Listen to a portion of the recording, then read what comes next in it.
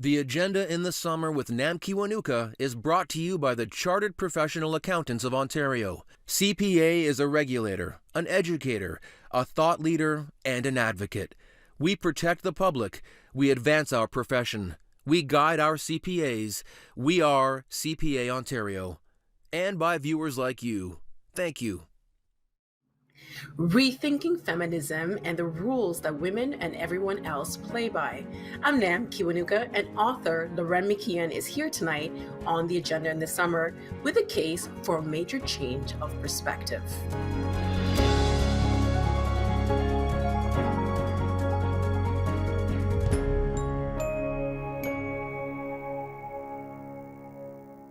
It can be maddening talking about gender inequality. We've seen how the hashtag #MeToo movement pushed the conversation along, but how do you get buy-in from those who don't already believe there is a problem? And what about power and the solutions for moving forward? Author and feminist columnist Lauren McKeon takes that on in her new book. It's called No More Nice Girls, Gender, Power, and Why It's Time to Stop Playing by the Rules. And she joins us now from the provincial capital for more. Hi, Lauren. Hi. It's so nice to meet you virtually. Yeah. We have to add that to everything these days. Yeah. Exactly. You write, great book, by the way. You write that this book isn't about self-empowerment, but that, quote, broadly, it's about how we've been hoodwinked. Who's the we, and how have we been hoodwinked?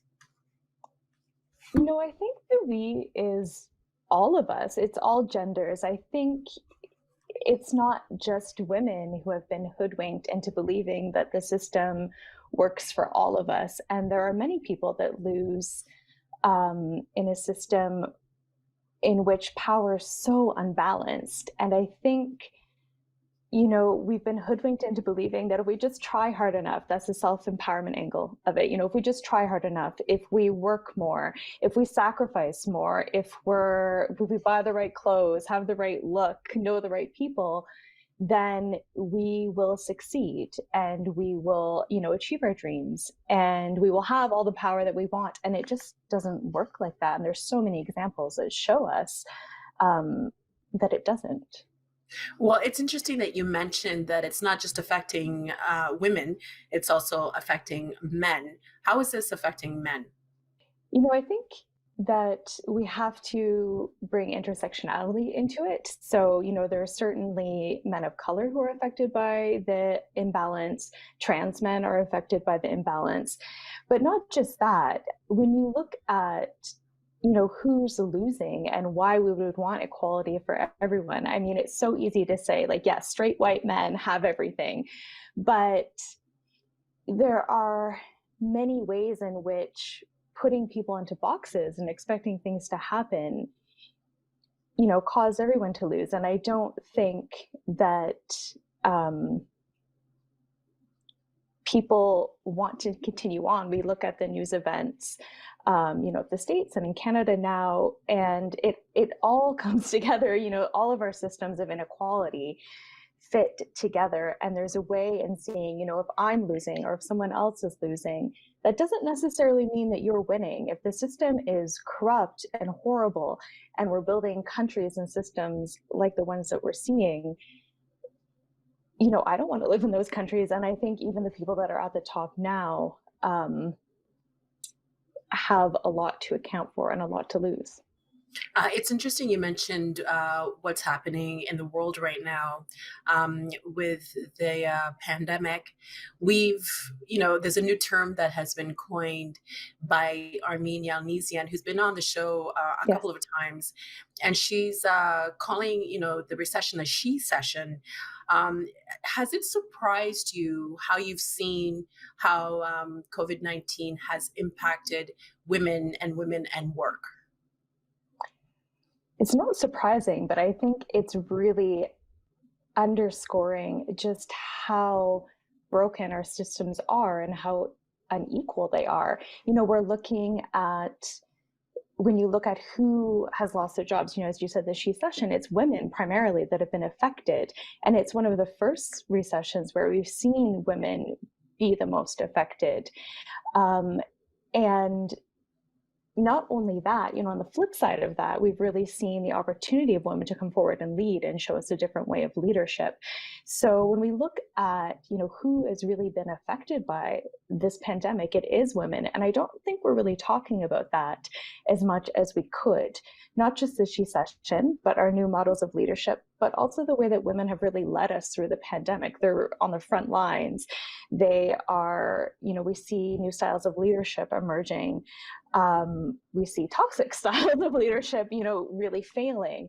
And I think that as we go forward, we'll see how the pandemic has underscored, some of the issues and also opened up an appetite for conversation about how things can change and how they should change. Well, I was going to bring this up later, but since you're talking about leadership and some of the leadership styles that we've seen during this global pandemic, and one person that a lot of people have been giving a lot of praise towards, and her response to the pandemic has been Jacinda Ardern, New Zealand's Prime Minister. Mm-hmm. And recently something happened. I want to show you the clip, and then after, I want to get your response to how she responded to that. We're just having a bit of an earthquake here, Ryan. Quite a decent shake here, but if you see things moving behind me, the beehive moves a little more than most. Yep, no, it's just stopped. No, we're fine, Ryan. I'm not under any hanging lights. I look like I'm in a structurally sound place. So she was doing an interview, an earthquake happened. I mean, I probably would not have been as graceful. I probably would have screamed and hid somewhere. But she was graced under fire. How has why is she a good example of a woman leader succeeding on her own terms? We've always been told that some of the key characteristics that she has are actually bad. Like when it comes to leadership, we've been told that, compassion is weakness, collaboration is bad, that's not how you lead something. Don't be human, don't be warm, don't be reassuring, all of these things that we typically key as female characteristics.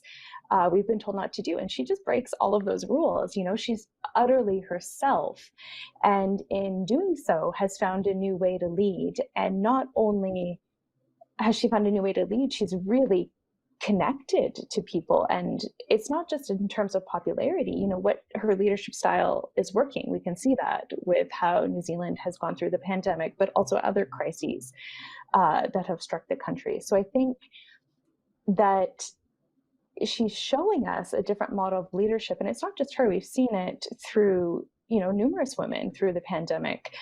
We've seen here in Canada, in BC, Dr. Bonnie Henry has been widely praised as well for some of those same characteristics of, informative, of course, but also human and being warm. She's talked about her quarantine haircut. She's talked about her shoes. She's talked about romantic partnerships.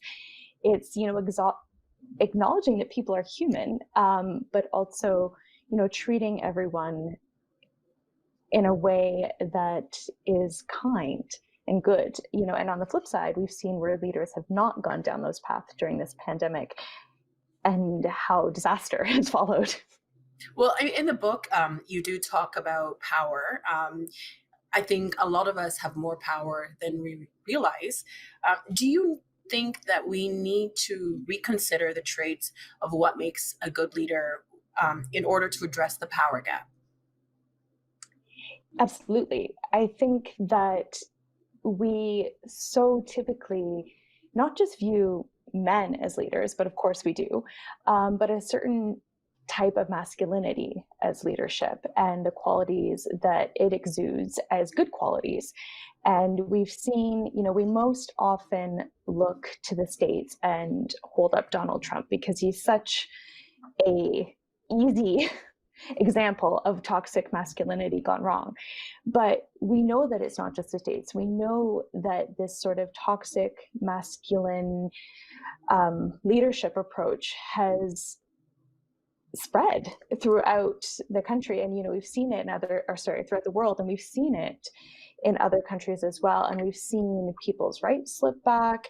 We've seen tension soaked, population stoked, and we know that it's not working, or at least it's not working for the majority of people in those countries. So when we've seen this sort of toxic masculinity spread and catch fire in terms of a leadership style, and we've seen that it's not working, we've seen democracy slide back, we've seen democracy under attack. And I think we can look at it and say, we once used to hold this type of leadership up. It's the type of leadership that, we see reflected in popular culture when we talk about, male leaders. They're strong, they're angry, they're decisive, they don't listen to anybody but themselves. And I think, we know that's not working. So what can work? And I think that we're starting to see success come from things that we never thought would work in terms of leadership. We've always been told, don't be collaborative, don't be kind, don't be warm, don't have a human side. All of those things make bad leaders. It makes you indecisive. And I think, we're seeing the benefits of things that we've typically dismissed. And it makes sense that we've dismissed them because we associate them with women, and we don't associate women with power, and we don't want to. I would like to read in a short excerpt from your book, No More Nice Girls. Perhaps then it's finally time to start rethinking feminism's one-time goals, to ditch our old checklist for equality. Yes, let's not abandon our strategizing toward getting more women to the top, but let's also examine a deeper, less considered problem. That is, what the view from the top looks like for women once they're there. What if we could redefine not just women's path to power, but the very concept of power itself? What if we stop focusing on playing the game better, ditch the rule book, and refuse to play their game at all? What would power even look like to us if we weren't always visualizing it within the context of men? With that in mind, how can women start to look at their power differently to reshape or redefine leadership? Yeah, I think we've always been told as women that equality and power will come once we get to the top of whatever it is. Once we see more women leaders, once we see more women CEOs, once we see more women leading XXX. And we haven't really looked at what it looks like for them once they're there. And that is, a lot of discrimination. The pay gap widens when women are at the top. We see sexual harassment. We see them become bigger targets for sexual harassment because, now they have power and they need to be, quote unquote, taken down a peg. And I think, but we just keep trying to replicate it. We just, keep trying to say, once we have what men have, then we have power and everything's good. And we don't look at, whether we want that or if that's what we would build for ourselves. We're not looking at, community leadership. What comes, if we want, collaborative groups together. Maybe we want our leadership to look totally different. Maybe we want a trauma-informed business. Maybe we want a collective. Maybe we don't actually want to be a CEO. And I think we just have not typically stepped outside of being on almost autopilot to to just keep replicating the same thing over and over again. And if it doesn't work, then it's like, well, it's our fault. And we're not looking at the system. So I think that there are so many people reimagining different ways of being and leadership and success and what that even looks like and what we want. And we need to empower ourselves to dream outside of the box and outside of the playbook. I know the title of your book has probably gotten a lot of attention, No More Nice Girls. I think I'm pretty nice. And in the past, you've actually said that in a previous interview, you said that niceness is a trap. What did you mean by that? Yeah, I mean, I have definitely been called nice as well. And I think that, when people see the title, and yes, I've been asked a lot, like, do you mean women should just be horrible and mean? Like, is that what you want us to do? And it's not that. I think there's a difference between niceness and kindness. And, kindness is very different. Kindness is treating everyone with equality and treating everyone like they're human and like they matter. But niceness is, what we tell women when we want them to be more palatable, we say, you're not nice enough. It's what we say to women when we think they're being too aggressive. You need to be nicer. But then if you're too nice, it's like, well, you're not leadership material because you don't have what it takes to, make the decisions or to lead a room. So I think there's no way you can win once you fall into the niceness trap. You're either too much or too little. And it's just something that we throw out to women, to kind of encourage them to fit back into the box and to fit back into the mold that we want for them. Is this what you mean when you talk about the be sure to play nice syndrome?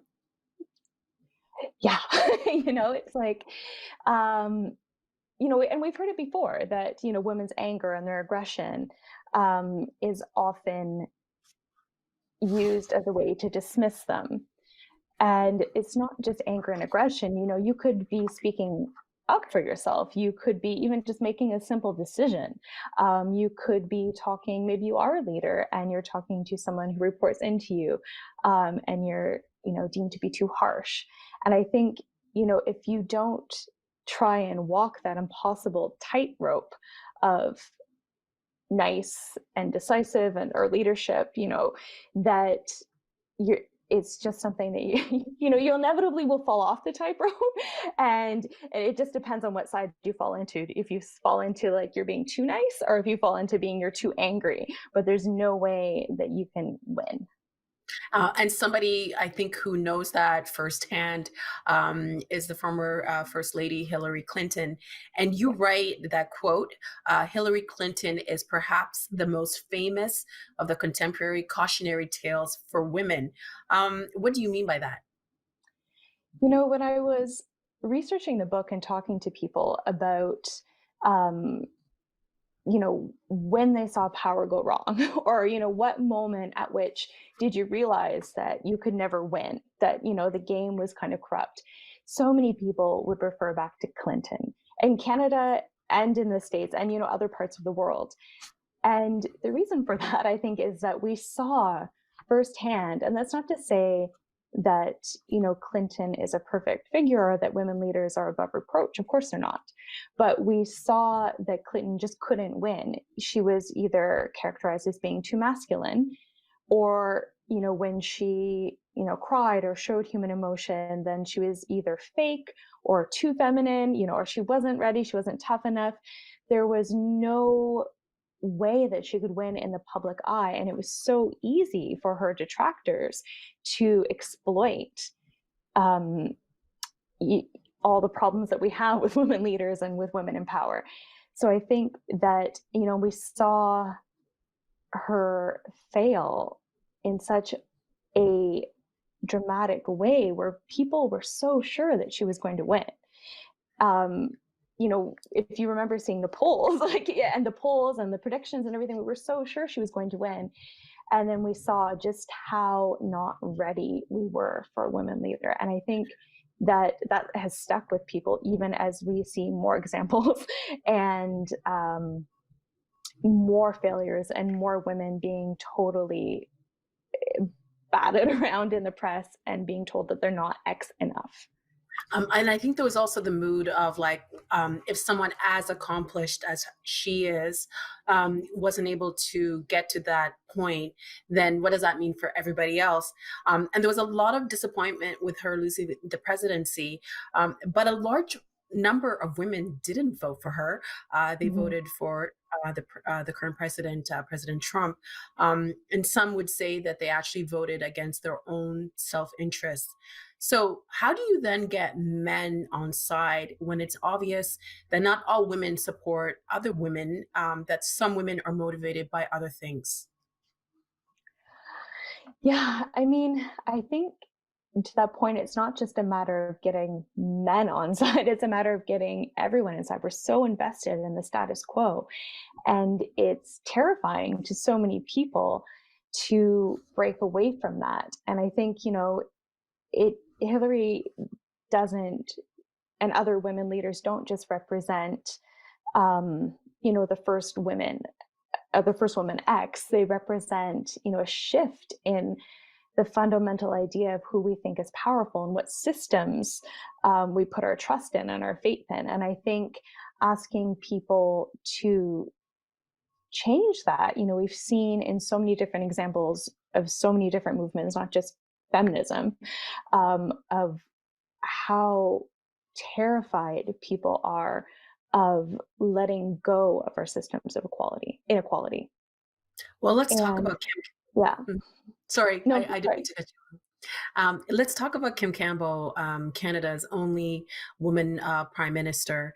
In the lead up to the election in 1993, you write in the book that she had been the most popular Canadian prime minister in 30 years, but she lost badly. If she was so popular, why did she lose? I mean, we can ask the same question of Hillary Clinton too, right? Who was like not as much as she had her detractors, she was popular at the same time too. There were a lot of people that were really invested in her winning and wanted to see it happen. So I think it comes down to, and a lot of researchers have shown this, that it comes down to this idea that what we say we want and who we say we're going to vote for is often at odds with our idea, when it comes down to it, of who should be in power and who we envision as a leader. So no matter how popular and how much we like someone and how they are reflected in the polls, when it comes down to actually voting for them and picturing them in power again, I mean, she wasn't in power for very long, Kim Campbell, picturing them in power, we can't picture it, we can't see it. We're so afraid of that change that we just don't go forward. And I think it's not everyone, but it's a lot of people still. You interviewed a variety of people for the book to discover ways in which women are making changes at grassroots levels. Why is the work that's being done at the grassroots level so important to advance the movement forward? I think so much creativity always exists in the grassroots, and like a multitude of actions and different ways of being. Like when we look at imagining new models of power and success and collaboration and what it looks like to work together and how we ensure that certain voices aren't drowned out and how we raise up other voices that we don't hear from enough, it's often the grassroots at the grassroots level where we're seeing that innovation and we're seeing that ability to move swiftly and to have that conversation and to make that change. And I think that we need to look to the grassroots for models of how we can do power differently and where we do need to go next. And I think that we need to see change in systems, of course, but they move slowly. That's how we structured our whole society, is in those systems. They don't want to budge. So I think, it's so important to look at the grassroots, because that is where we are seeing the push for change come. And I think that inevitably it will come from the bottom. It will come from the bottom up. And it has to, because, when we look at social change throughout history, it's always the grassroots that push the mainstream into change, because they inevitably become loud enough that we can't ignore them. We only have a few minutes left, but there's something when I was reading the book that I just kept thinking about and it wouldn't leave my brain.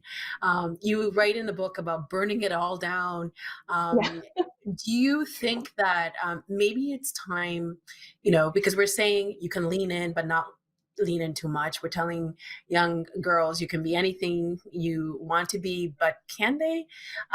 Do you think it's time for us to reconsider feminism? I think that we can never look at feminism as a fixed movement. And the reason for that is that, we are in this moment now when we're looking at intersectionality and why that is so essential to feminism and who even gets to speak within the movement and what those messages are. There's a reason why we've seen waves of feminism. And I think that, obviously we have to look back at the people who brought us here, and we have to explore feminism's own history and who we have honored in the past and who, we have not looked at when we think of, our feminist foremothers. But I think that, absolutely, it has to keep changing. We have to have those conversations about not just the messages that feminism puts out, but who it allows and amplifies when it comes to putting out those messages and what they might be. And I think that, we're looking at a plurality of feminisms, and I think that's key. And we can't just assume that it's, that feminism is a done deal, and it can't also interrogate itself. It has to. And in writing this book, you wanted to do what? It's interesting because the book came out, right as the pandemic was hitting. And, what I had hoped was to start a conversation about, systems of inequality, and to look at it, from the structural level. But also there's so many people I interview in the book that are doing amazing, inspiring, brilliant things to challenge the system and to challenge leadership and to challenge, the way things are. And I think that as we see the world undergo this huge change, it's only spotlighted all the ways in which certain systems don't work, and the ways in which the economy doesn't work. When we do talk about the She Session, we talk about leadership, we talk about who has power and voice. And I think that I just want that conversation to continue, because we know that the way things are going now can't continue. And we've seen just how broken things are. And I think we have an incredible opportunity right now to keep reimagining and to keep talking about change and what it might look like and what we want it to look like. Lauren, thank you so much. That's all the time we have. And as a woman of a certain age, because I am older than you, I feel great hope that there are women like you who are pushing the conversations forward. Thank you so much. Thank you. And that's it for tonight's Agenda in the Summer. I'm Nam Kiwanuka. Thanks for watching TVO and for joining us online at tvo.org. We'll see you again next time. The Agenda in the Summer with Nam Kiwanuka is brought to you by the Chartered Professional Accountants of Ontario. CPA is a regulator, an educator, a thought leader, and an advocate. We protect the public. We advance our profession. We guide our CPAs. We are CPA Ontario. And by viewers like you. Thank you.